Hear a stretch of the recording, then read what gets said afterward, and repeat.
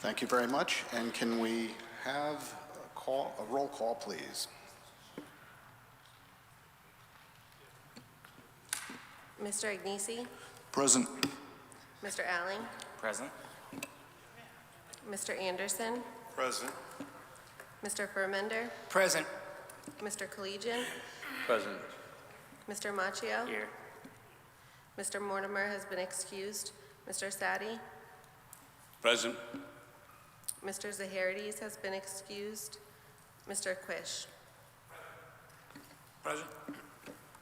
Hi, and I'm Dave Salkis, City Planner and Acting Chair until we hold the election for the new Chair and Vice Chair, which is the next item on the agenda. Do I have any nominations for Chair? Mr. Sulkus, I nominate Jim Quish for chair. Very good. We have Mr. Quish.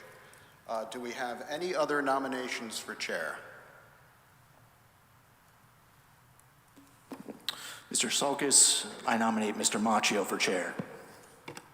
Do we have a second? Second. Okay. Since we now have, do we have any other nominations for Chair? Seeing none, we will go to the secret ballot. So you all have some paper in front of you. Please write your name down, and I will collect those sheets, and we will tally up for the winner.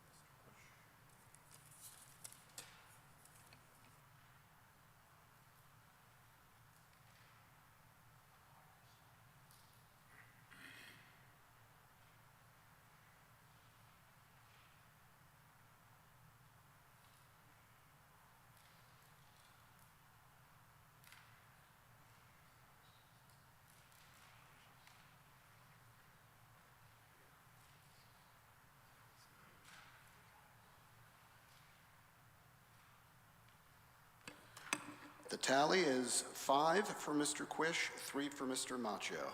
Congratulations, Mr. Quish. And we will now hold the election for Vice Chair. I will take nominations for Vice Chair. I nominate Bob Sadi. Do we have any other nominations? Yeah, I nominate Agnesi. Mr. Agnesi, do we have a second? Second. Okay. So we have Agnesi. And does everyone have paper to have another ballot? Okay.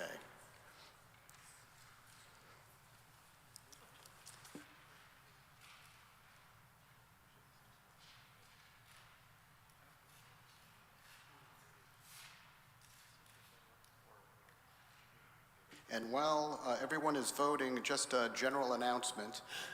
If you're here for 25 8th Avenue, that item has been removed from the agenda this evening and by the applicant, and they've requested that it be postponed until the February 3rd meeting. So that will not be heard tonight. That's 25 8th Avenue. Thank you.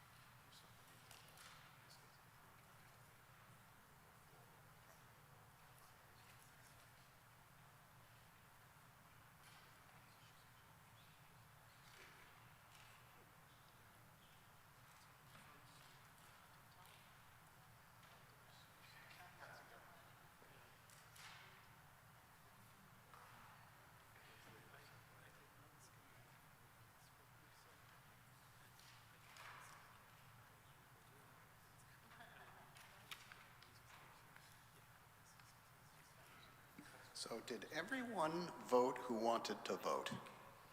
Because I have 7 ballots here. Well, it won't make a difference because we have, well, actually, I take that back. You know, I'm going to count them again.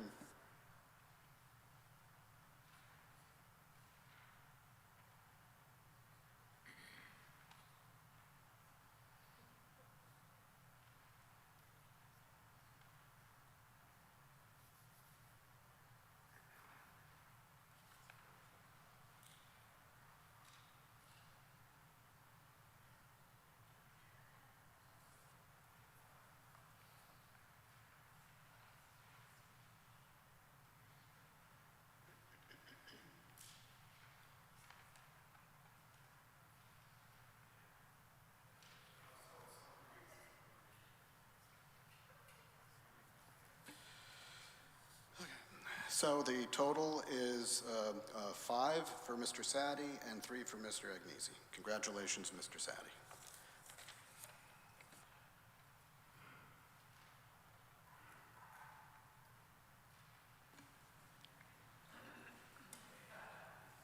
Thank you for the standing chair going to the next chair.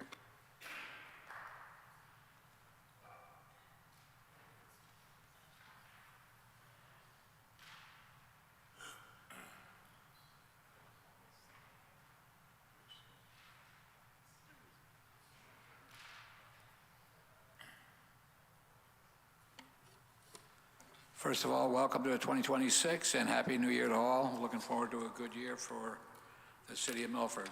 First order of business is the capital improvement plan of 2026 to 2030. Approval pursuant to CGS section 8-24 to approve the 5-year capital improvement plan for 2026. Mr. Mayor has the podium. Thank you, Mr. Quish. And Happy New Year to everyone. And thank you for your service. This is certainly the most technical board we have in the city, and the work you do, we're reminded of every day, and I'm reminded of every day in my new role, is so vital to the future of our city, so thank you. I'm here to represent, and I believe you've all received a digital copy of the plan. If not, I have the new Chief of Staff, Holly Mulrennan, carrying a printed copy that she can leaf through should you have a question about any particular item in the plan. But as you know, this is a planning tool that we submit to you every year, and the purpose of this is to list projects, capital improvement projects that we have on our wish list, really. By virtue of being on here, it allows us to indeed apply for bonding or even grants. So each department head submits a list of their respective requests. It doesn't mean that these ever come to fruition or we ever go seek bonding, but this is the place where it starts. So we present it to you, as many of you know, you've seen it before, and then it goes to the Board of Aldermen for final approval. Some of these projects are underway, some of the Board of Ed projects, but as you look around town, I mean, there's a lot of infrastructure issues. There's a lot of needs in our city. Our sewer lines are out of date, in need of repair and expensive. Our school buildings, you know, people are talking about building new schools or renovating, just keeping our sidewalks and our streets. So many of these things require capital investment. And so this is the planning tool that we use to deal with those very expensive undertakings that a city deals with every year. So I respectfully ask for your approval of this plan and respectfully submit it for your review. Any questions for me? Any questions from the board? Seeing none, I'd hear a motion.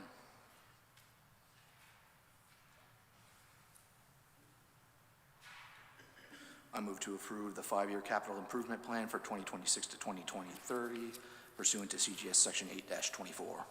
Second. We have a motion and a second. Any discussion on the motion? Thank you for that description of what it is and a clear look for what our role is here. If you would, please call the vote. Mr. Agnesi? With the motion. Mr. Alling? With the motion. Mr. Anderson? With the motion. Mr. Furmender? Mr. Collegian? With the motion. Mr. Machio? With the motion. Mr. Sadi? With the motion. Chairman Quish. Also with the motion. Thank you. Thank you all.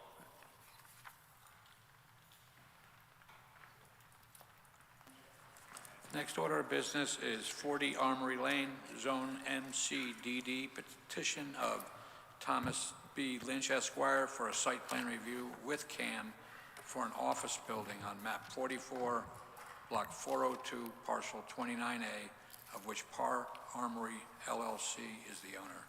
Applicant has the floor. Thank you, Mr. Chairman and members of the board. Just for the record, my name is Thomas Lynch.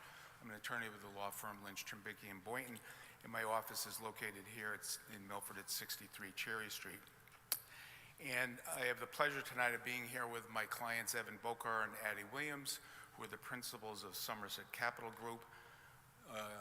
My clients currently occupy space over on the Merritt Parkway office park, and they're currently the contract purchasers of this property and look forward to being a part of the downtown community and establishing their new company headquarters here at the property at 40 Armory Lane.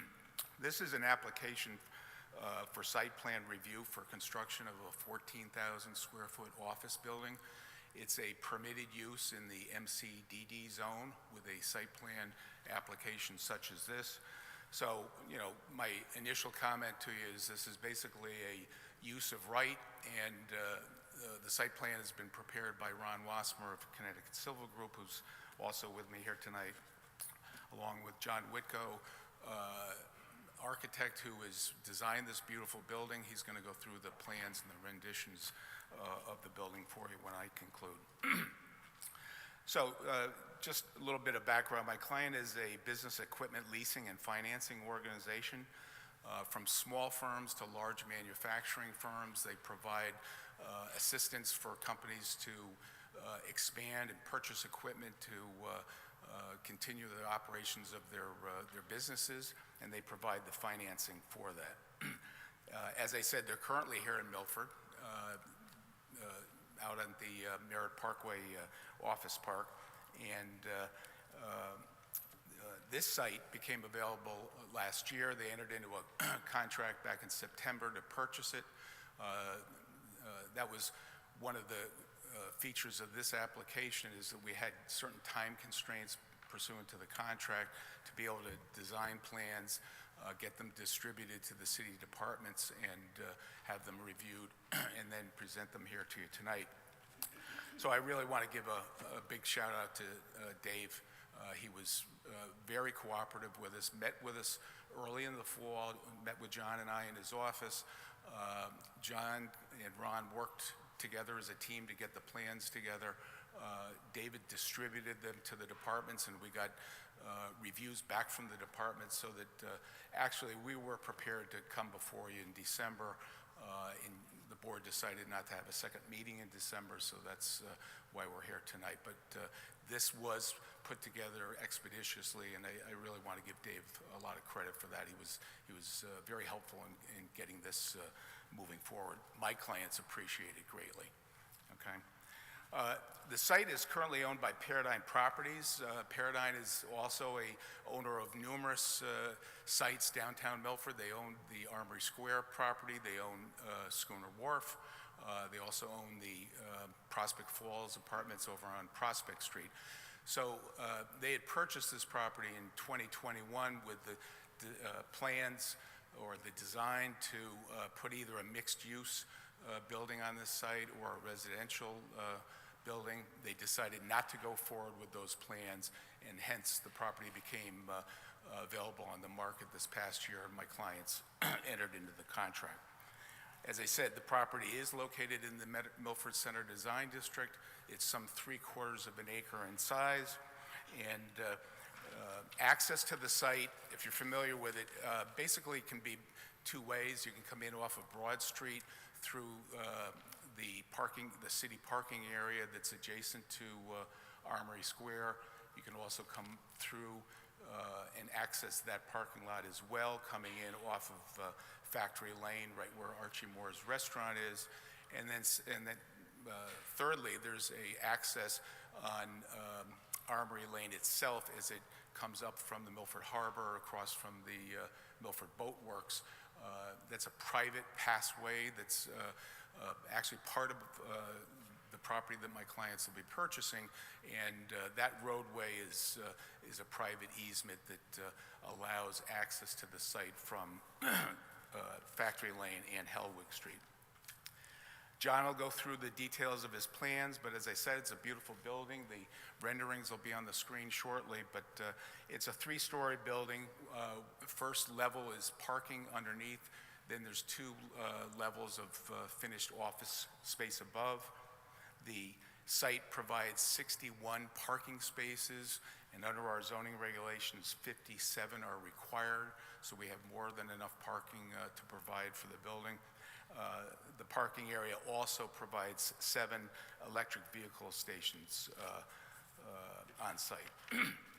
The plans have been reviewed by all city departments. Okay, we got approvals from all the plans. It's one of the pleasures of working with Ron and John. They know exactly what the fire marshal and the city engineer want to see on a site plan or on building plans. So these plans received very quick review and approval from all the departments. The police department issued their memo, which is part of your packet. There was no inland wetlands involvement whatsoever, so we had a letter from Mary Rose Palumbo to that effect. The fire marshal reviewed the plans and gave his okay.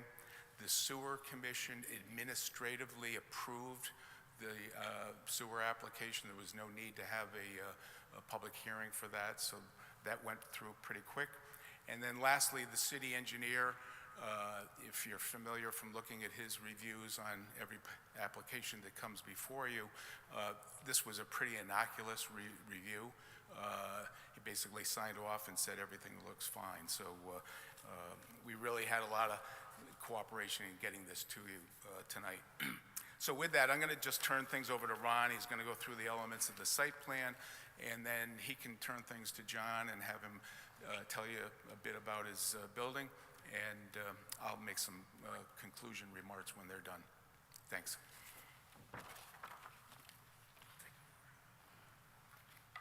Good evening, John Wicko, architect, office at 58 Prospect Street. Ron and I worked on the site, and I'm just going to run through a few things that Tom didn't hit upon, which he did a good job in going over a lot. The site plan, we're going to start with site, David, SP1. The only thing of note is we're doing some improvements per the fire marshal's request at the entrance, which requires some work off the site. But we did talk to the landowner of that site, and they are in agreement to allow us to work there. The building itself meets all the requirements for the yard setbacks. Pretty much in the same place that the existing building is now. We're maintaining the 4-foot setback for this site. There's 3 sides of the site are adjacent to residential R75 zone district. So we will be providing the fence and the appropriate buffers as described in the landscape plan that's further along in the set. Tom talked about the EV charging stations. The dumpster, we're complying with the character being similar to the building. We're using the same construction as the garage, which is poured concrete with stone veneer. I'm just going to go through quickly. We meet the MCDD design guidelines, which are in the Appendix B.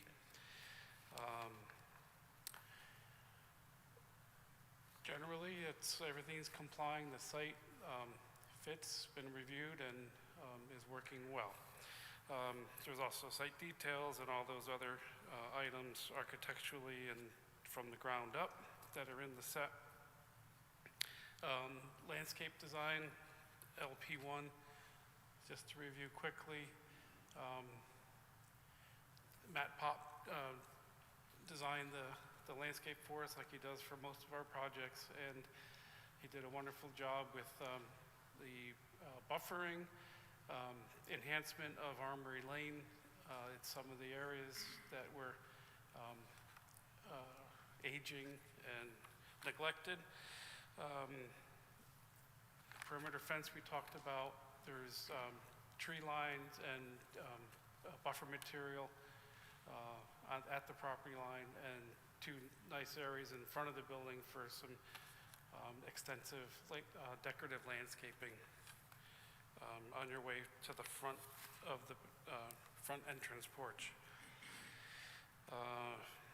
Also part of the set is the existing conditions survey performed by CCG, and Ron's engineering sheets are also included in the set, which Ron will talk about shortly. The building itself, as Tom mentions, 14,140 square feet. The first floor parking and lobby to gain access to the elevator and stairs. Second floor and third are open offices. At this point, the Somerset Capital Group will occupy the whole building. It won't be rented in part. And future fit-outs will be done, but we showed the basic code compliant lavatory, stairs, egress, and things like that. Elevations, the overall, which, thank you, David, the overall shows the front, which is the bottom right, which is the parking lot, and then which has the building height, which conforms to the 40-foot maximum at 39 foot 5 inches from average grade. What you're seeing is the entrance portico with the pediment, and then to the left and right are open arches that conceal parking with some fretwork, which will be trimmed railings to enhance the building aesthetic.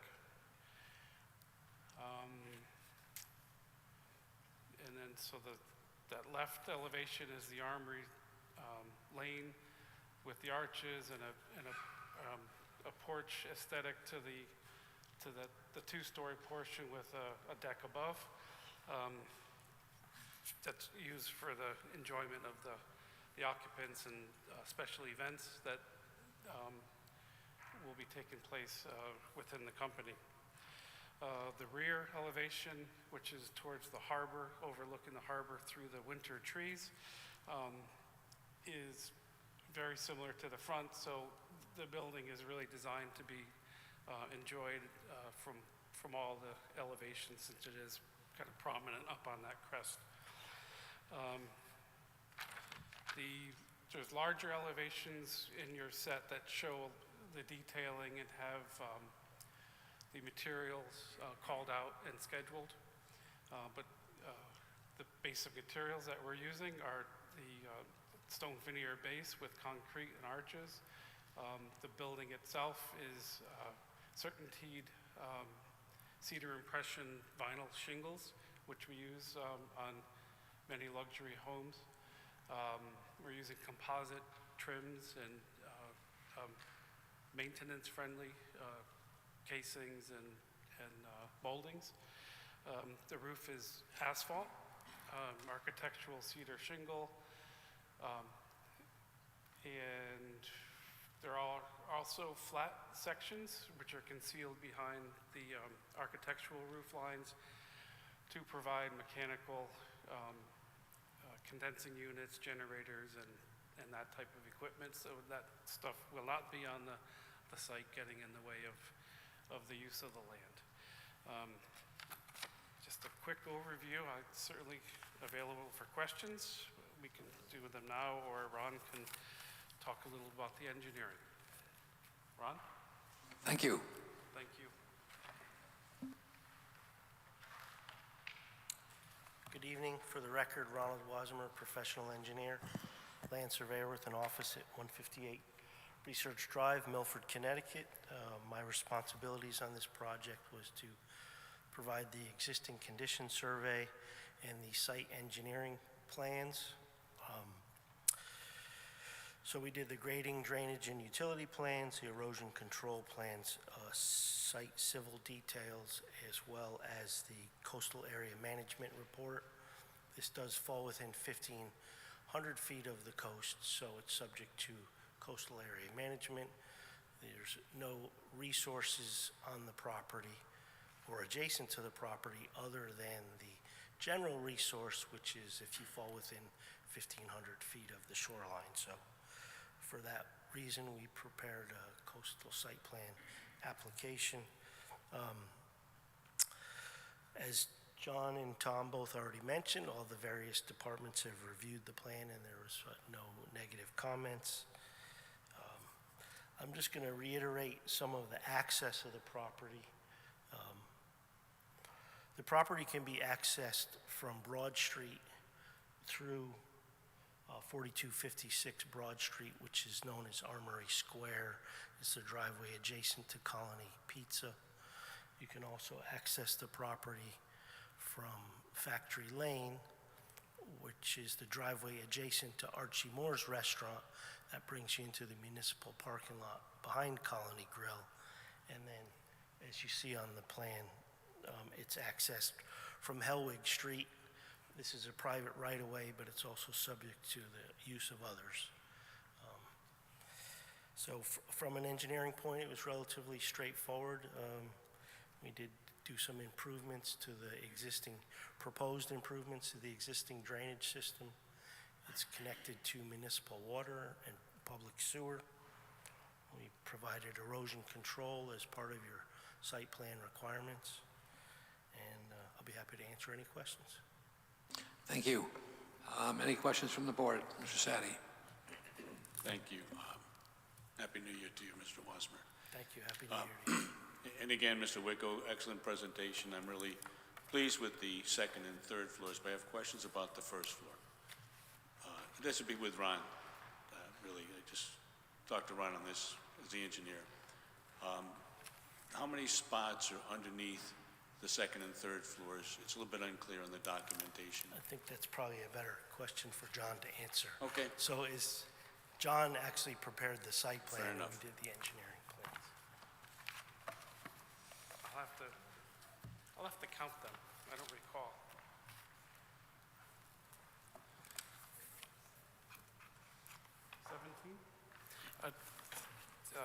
Addie is saying that there's 17 spaces under the building?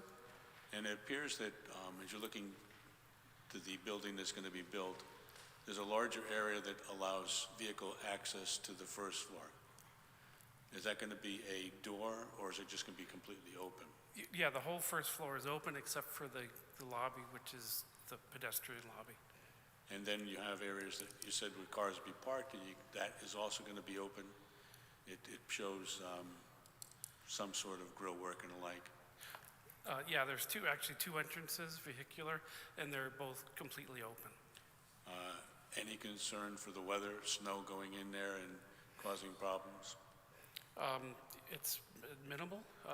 Okay. We have the parking itself is slightly pitched like your garage at home. So if any water does come in, it'll migrate out through the opening. Thank So, you. And then yeah. the parking spots outside, Yeah. This property is private, correct?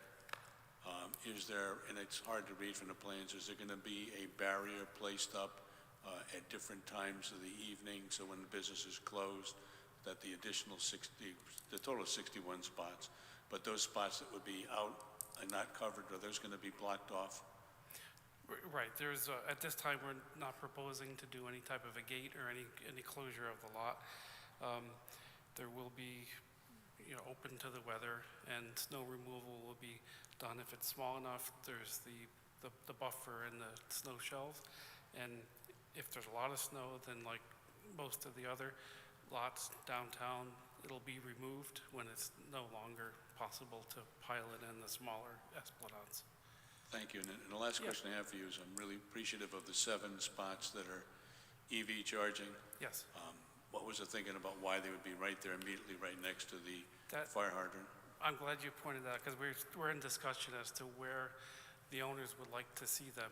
There's no requirement for them to be in any place from the state. One thought was that we're going to put them towards the rear of the site, so their customers and visitors have a more convenient access.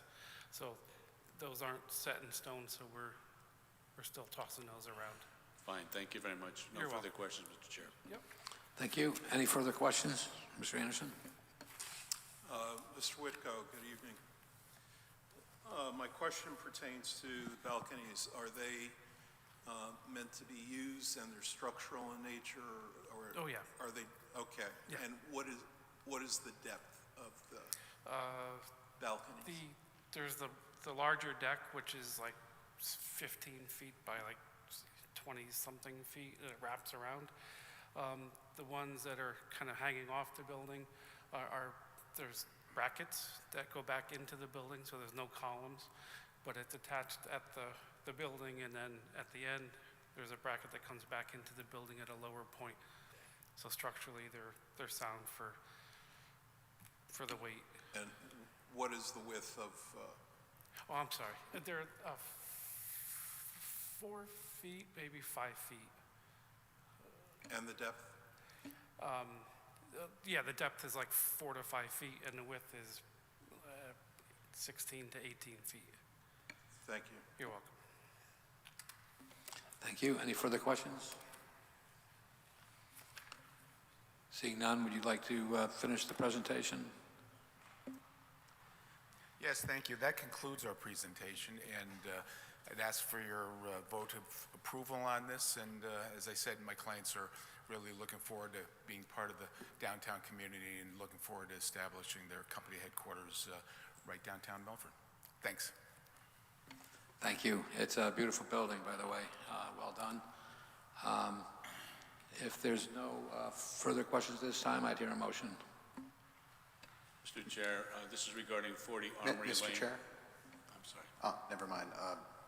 Continue. This is regarding 40 Armory Lane, Zone MCDD.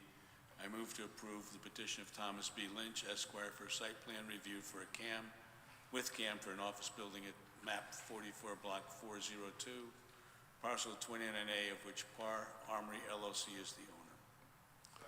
We have a motion and a second. Any further discussion on the motion? Seeing none, if you would please call the vote. Mr. Agnesi? With the motion? Mr. Alling? With the motion. Mr. Anderson? With the motion. Mr. Vermender? Mr. Collegian? With the motion. Mr. Machio? With the motion. Mr. Sadi? With the motion? And Chairman Quish. I'm also with the motion. Congratulations and welcome to downtown, and good luck. Next order of business is a public hearing to be closed by February 10th, vote by April 16th. 668 New Haven Avenue, Zone CDD4. Petition of K. Mark Davis, PE, for special permit with coastal area site plan review for a new manufacturing building under 3.19.2.12 on map 68, block 711, parcel 9, of which Hassermeyer Enterprises, LLC, care of James Hassermeyer, is the owner. Applicant has the floor. Good evening. My name is Attorney Chris Cody. I'm with the firm of Cody and Ganello with offices at 185 Broad Street here on the Green in Milford. I'm representing Jim Hassenmeyer this evening for 668. We have with us Mark Davis from Westcott and Mapes. And Mark will do the presentation for you, and I'll wrap up at the end. Thank you.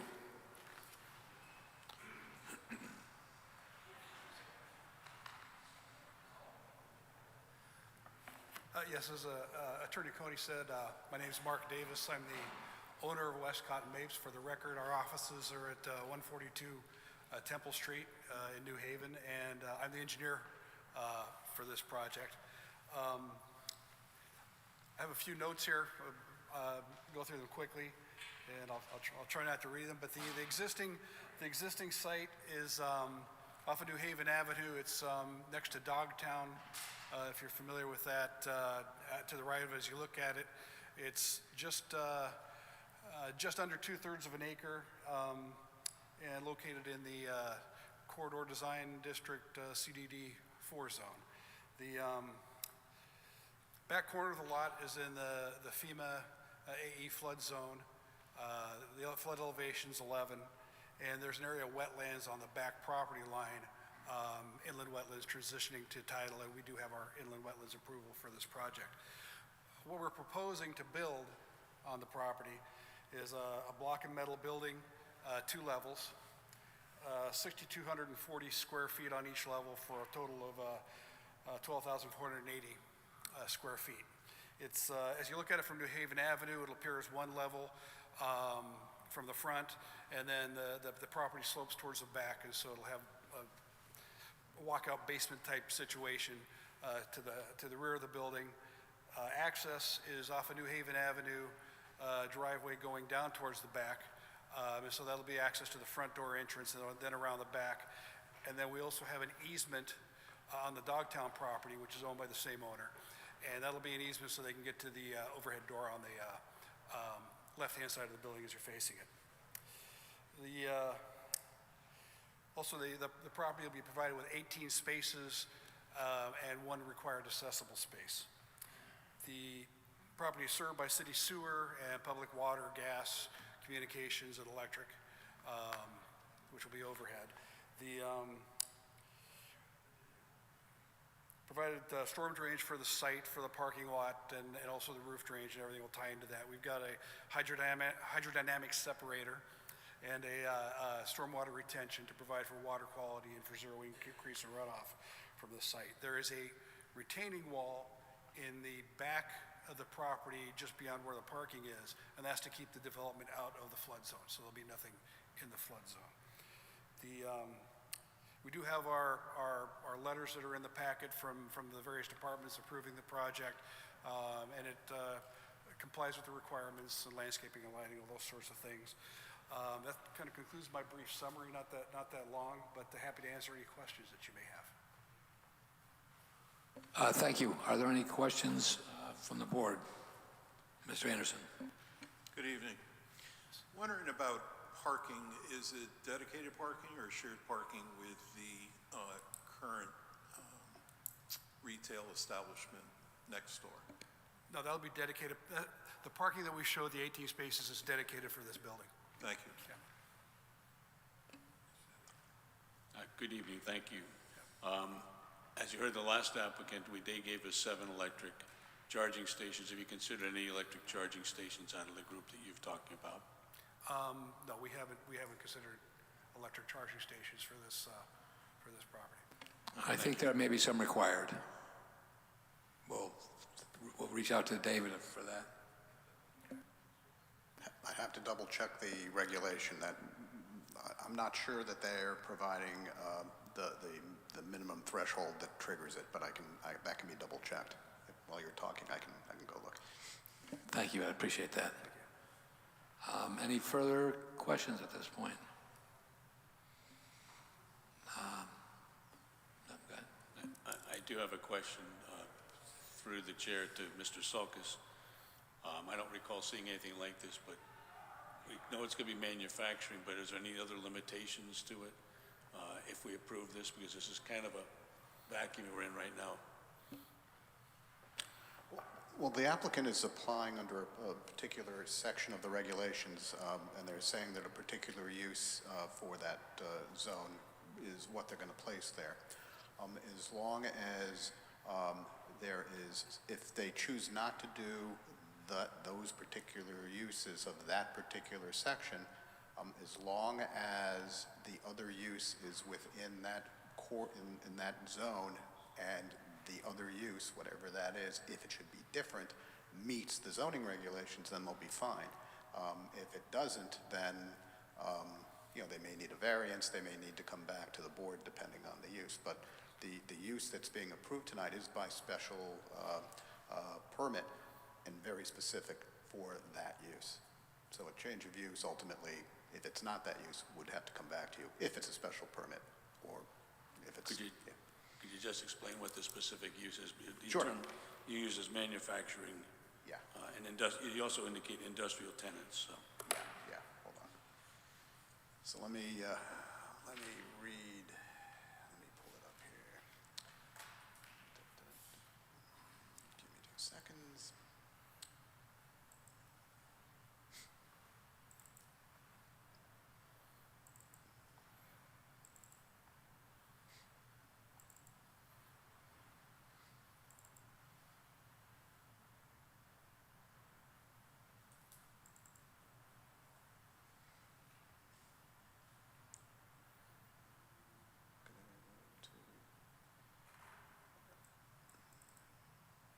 Okay. So in the applicant's application, they're calling out directly out of the regulations, they're calling the use the manufacturing, fabricating, assembling, or processing of goods or products, provided that the use as well as storage or accessory uses are completely within the enclosed building. And that they're just quoting the zoning regulation section 319.2.12. And is that sufficient to make it zoning compliant without knowing what's going to be going in there? The building that they're presenting would be zoning compliant. They're saying, in effect, that this is a speculative building because they don't know who is going to be the ultimate occupant. So as long as that occupant falls under that definition, then the special permit would be good.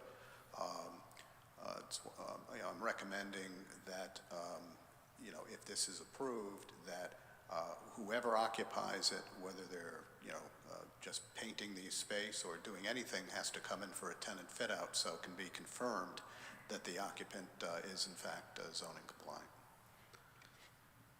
Thank you. And did you get an answer for the chairman's question also on the electric charging stations, please? I did not, because I was busy answering everyone else's questions. But I can work on that now.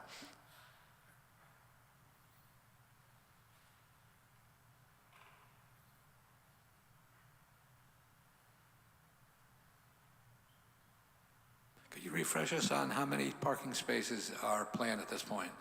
18. 18 total, yes. One of them is accessible.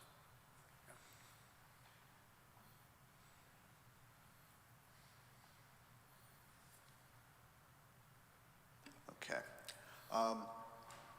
They do not need to provide the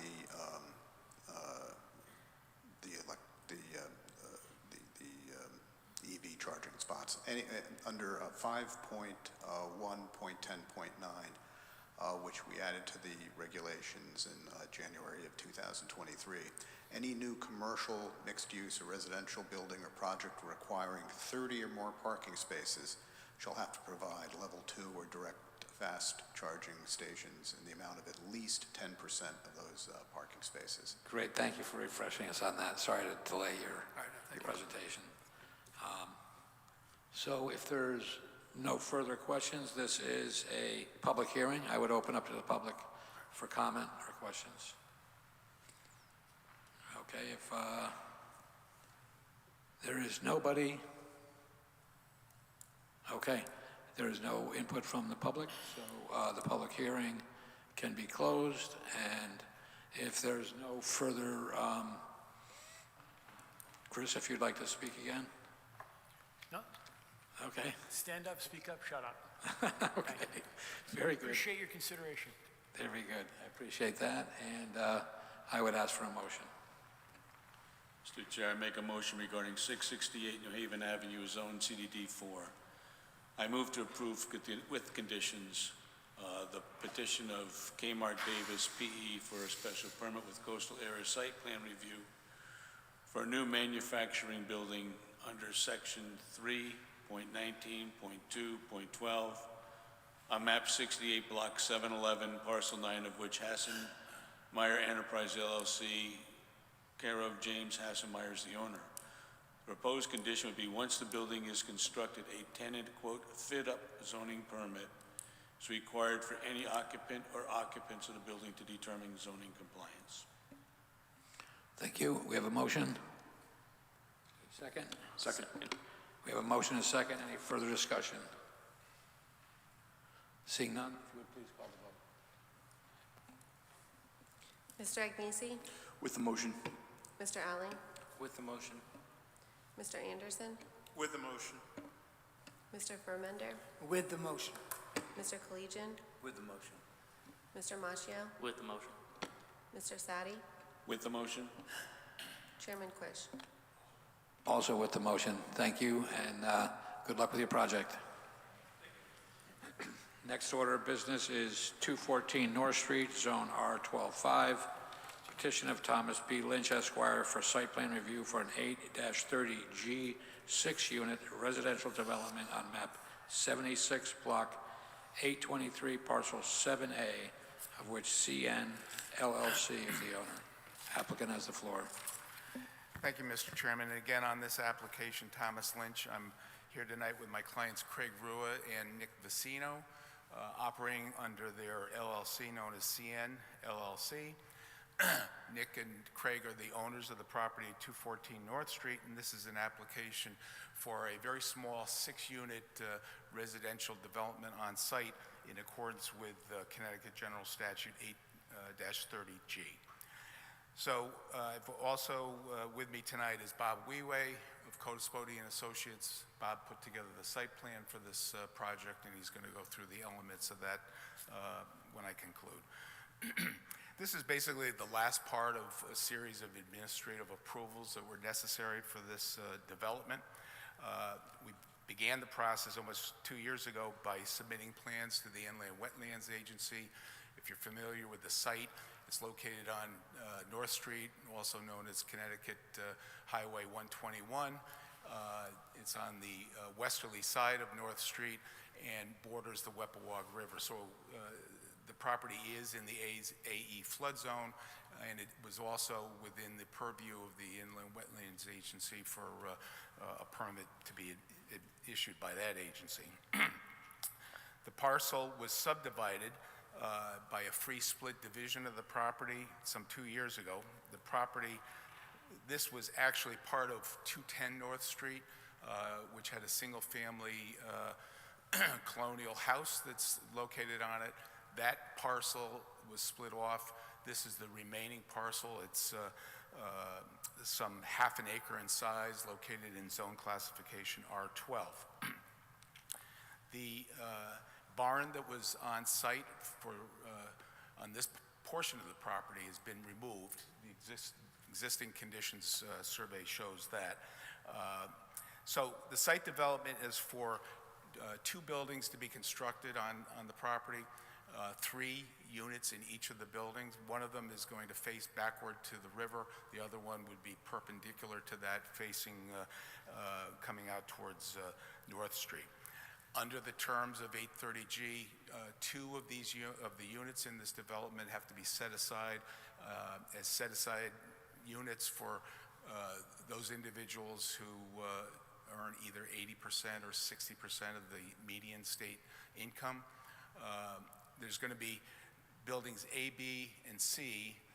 The middle unit of that building will be designated as a affordable unit, Unit B, and then the other building has units C, D, and E.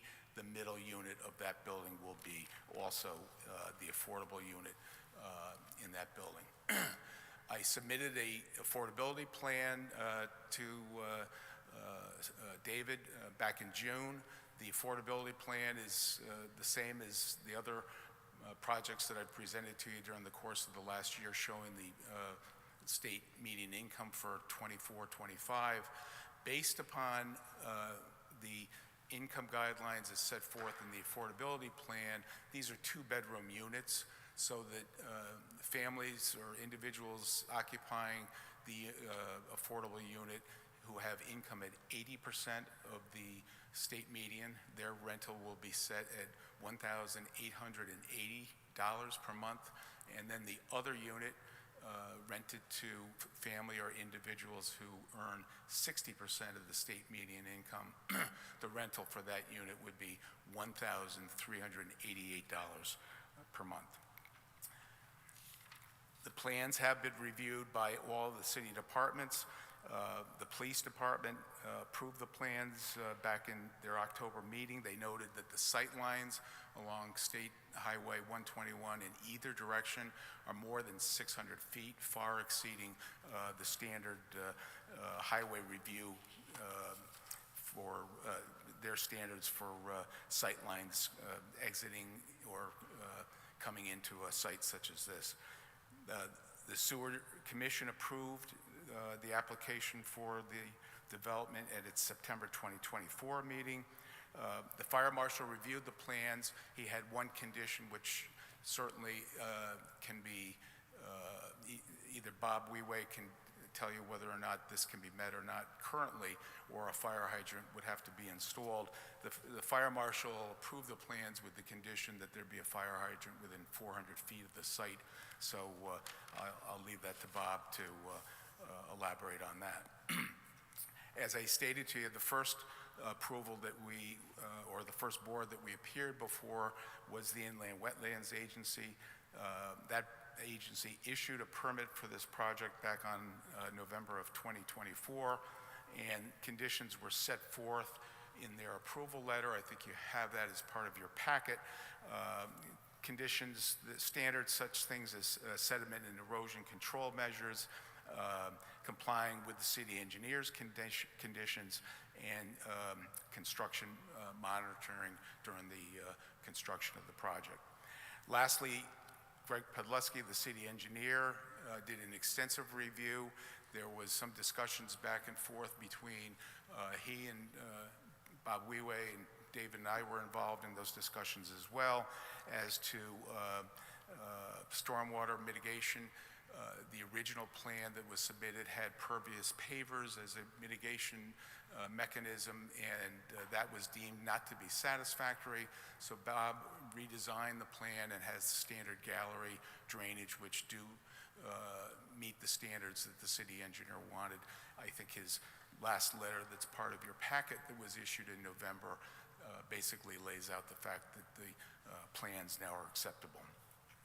So that's the extent of my presentation to you. I'm going to turn things over to Bob to go over the elements of the site plan, and if there's any questions, either he and I can address those when we're finished. Thanks.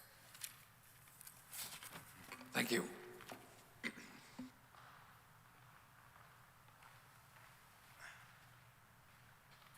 Good evening, Mr. Chair, members of the Commission. My name is Robert Weway. I'm a licensed professional engineer and principal with the firm of Codispoti and Associates.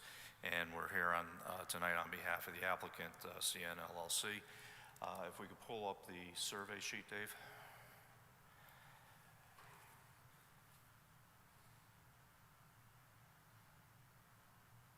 Okay, so this is basically the existing conditions plan and the survey that was done by our company. The site is approximately 0.46 acres in size, is bounded by North Street to the east, Weppawag River to the west, and residential properties to the north and south. The site is presently overgrown with a former barn and asphalt driveway in the northern corners of the properties, both of which are depicted on our survey sheet. As Attorney Lynch pointed out, the entire property is located within the FEMA flood zone, designated as AE at elevation 38.2. There's also an existing 10-foot drainage right-of-way to the state of Connecticut along the northern portion of the property, and that's also depicted on the survey sheet. The drainage right-of-way basically picks up the catch basin, which is depicted on the plan, and allows that drainage to flow through the right-of-way and ultimately discharges out into the Whipple River, where there's a head wall depicted on the existing conditions survey. The site is generally flat, ranging in elevation approximately 35.5 at North Street, and flows towards the Whipple River, where it's at approximate elevation 29.3 at the river's edge in the southeast corner of the property. Now, also within the designated flood zone AE, there is also a designated floodway which parallels the Whipple River. And the floodway is basically an area where buildings and structures are typically precluded from development within that particular zone.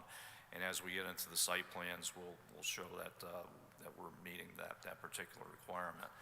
So if we jump over to the next sheet, SP1, which is the site plan, that basically shows the two buildings that are being proposed.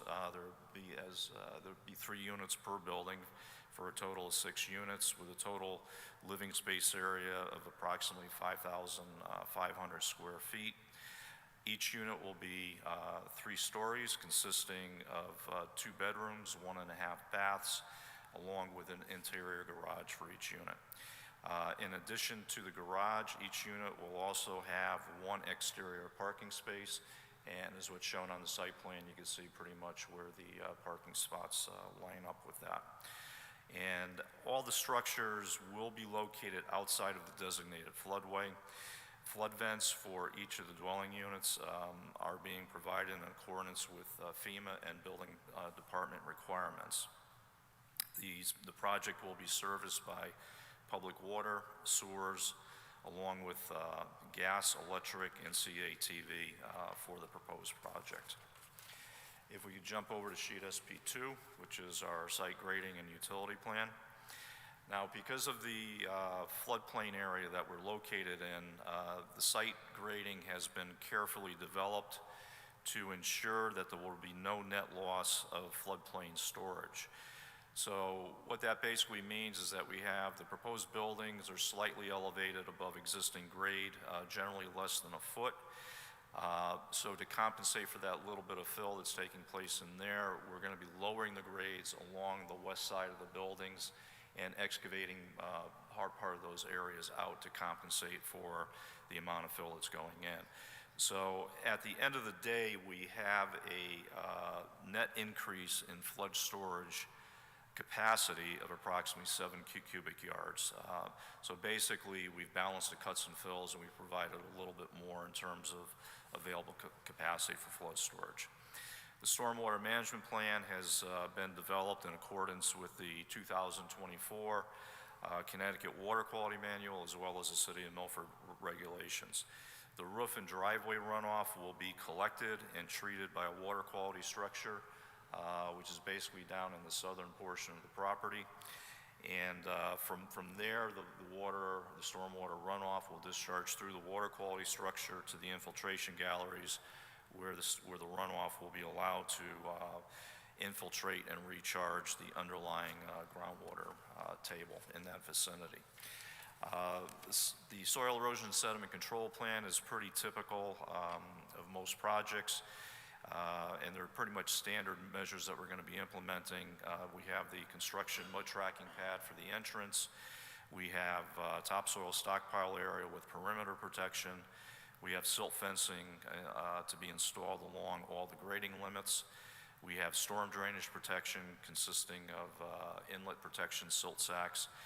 And finally, we have permanent vegetation that's being proposed for all the graded soil areas in conjunction with the project. Jeff Gordon from our office has also provided a detailed landscaping plan, which includes trees and shrubs. The trees are mostly located along the North Street corridor. There's ornamentals and shrubs planted adjacent to each of the dwelling units, as well as some of that being located along the North Street corridor. As part of the wetlands application and ultimate approval, we also came up with a mitigation planting plan for the buffer area adjacent to the wetlands, and that's depicted on the drawings there also.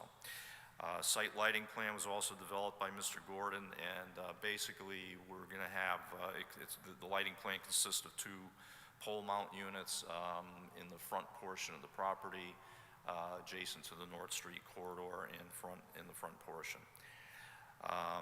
The last part is the architectural elements, which were prepared by Mr. Greg Grew. And basically, the elevations on there will show the elevations for the proposed structures, again, consisting of the 3 stories.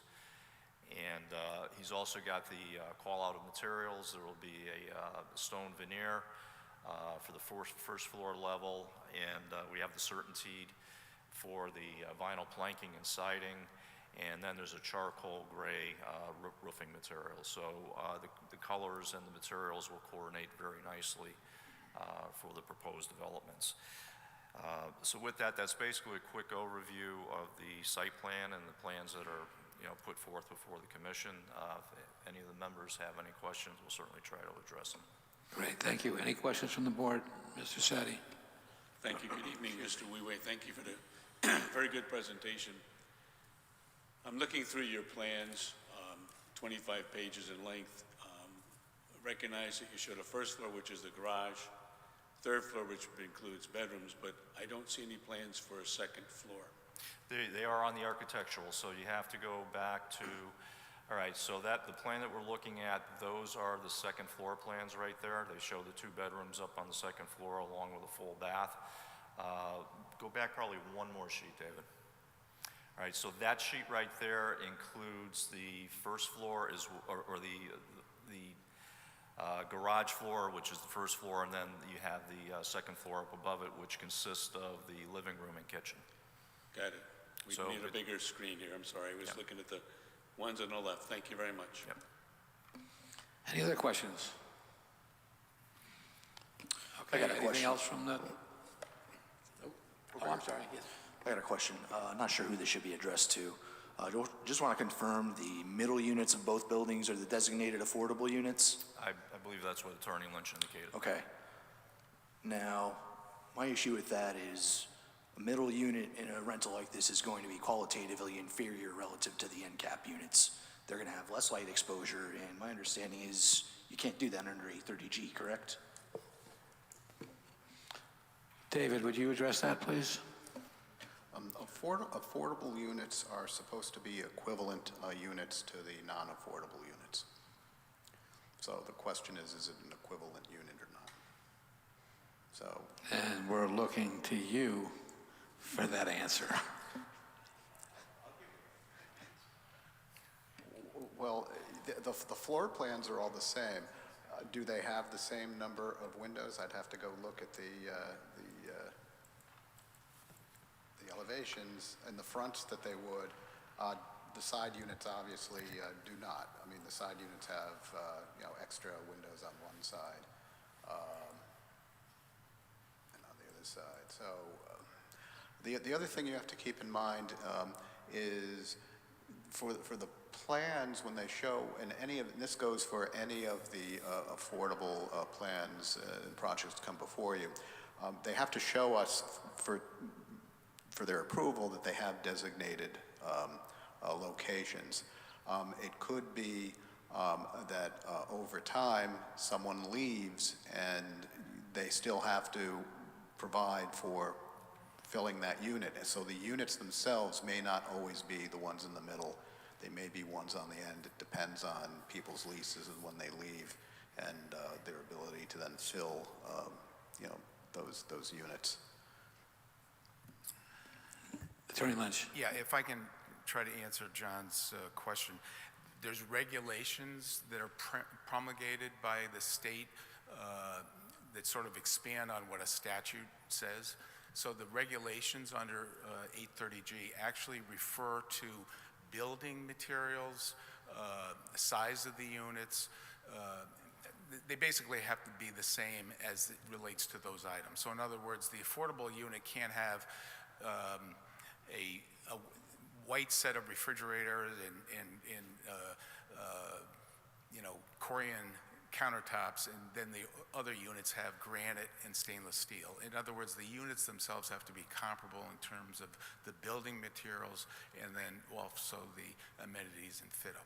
So whether a unit is an end unit, or it may very well be that an end unit is more desirable than a middle unit, but what the statute calls for is that all the units have to be the same in terms of their construction and their fit up. So I hope that answers your question a little better. Okay, but if it is a middle unit, then it would differ in construction given light exposure windows. There's more windows in an end cap unit. It may be, but I'm just saying the building materials, the quality of the materials and the quality of the appliances, the bathroom fixtures, things of that nature, that's what the statute says, that there can't be any differentiation between the affordable and the market unit.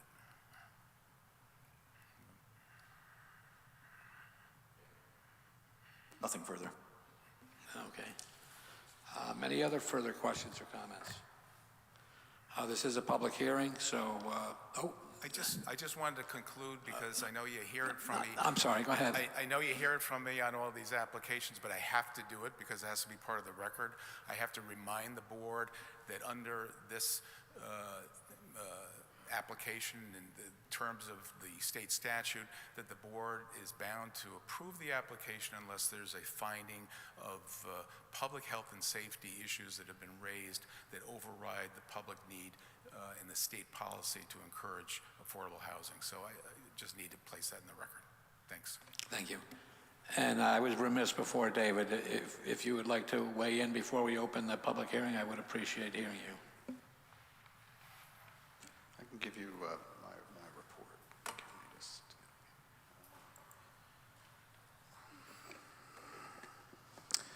the applicant is proposing to develop a 6-unit townhouse-style development under 8-30G. 2 parking spaces are provided for each unit. The overall lot size is 20,145 square feet.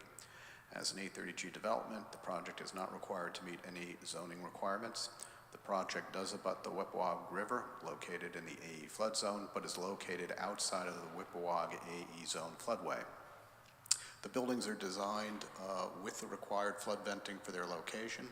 All utilities are located above the flood zone. Located on North Street, Connecticut Route 121, no impact to traffic volumes is anticipated. The fire marshal requires the installation of a fire hydrant within a specified distance to the property. Thank you. This is a public hearing, so if anybody from the public would like to speak, please come up and do so. Seeing none, without objection, we will close the public hearing, and if there is no further presentation from the applicant, we will call for a motion. Mr. Chair, regarding 214 North Street, Zone R12-5, I move to approve with the following condition: the petition of Thomas B. Lynch, Esquire, for a site plan review for an 830G 6-unit residential development of map 76, block 823, parcel 7A, of which CN LLC is the owner. The proposed condition would be the applicant shall install a fire hydrant in a location satisfactory to the fire marshal. We have a motion. Do we have a second? Thank you. Any discussion on the motion? I do hear your concern, and I do think that they are not fully equivalent. I think there's an opportunity down the road for that to change, and it could be at one point 2 of the units that are affordable will be end units, just because people move out, and the next one, you know, they always have to have the 2 affordable. So it's possible that the way rents, people leave and people come in, it might change. I think it's more, that circumstance is more pronounced when there's larger developments and a lot of units, but I hear your concern. I don't think it's for me enough to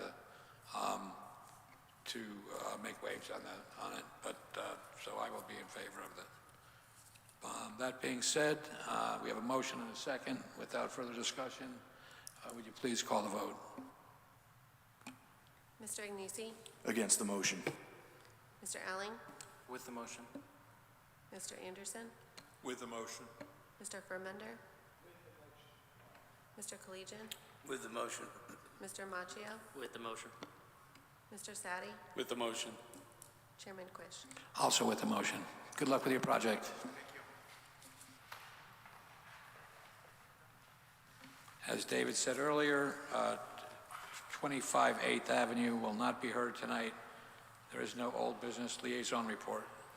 Yes, Mr. Chair, there was a meeting of the South Central Council of Regional Government. I had no action. We took action, but nothing involving Milford. Thank you.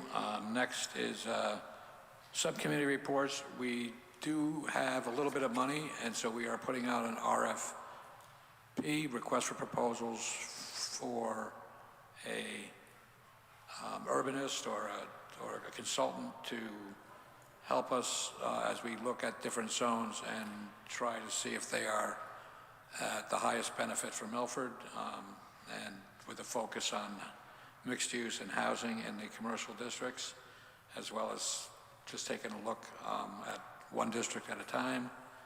And we will have more to report at the next meeting. Next order of business is approval of minutes. Mr. Chair? Yes. The minutes, there should be a change to the minutes to reflect that Mr. Sadi was the acting chair that evening. The minutes don't reflect that. Okay, if you would make that change. Any I'd other like to be changes? recorded as abstaining on the vote, please. Pardon me? I was not present Oh, well, I on understood. the second, so I'd like to be recorded as having abstained on this vote, please. Okay, well, I think I should do the same then, because I was not here.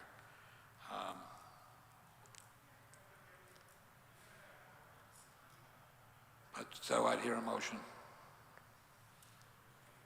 I'll make the motion. We have a motion to approve. Do we have a second? Second. Without objection, motion passes. Chair's report, thank you for the chance to be chair again, and hope I can do a good job for the board and for the city.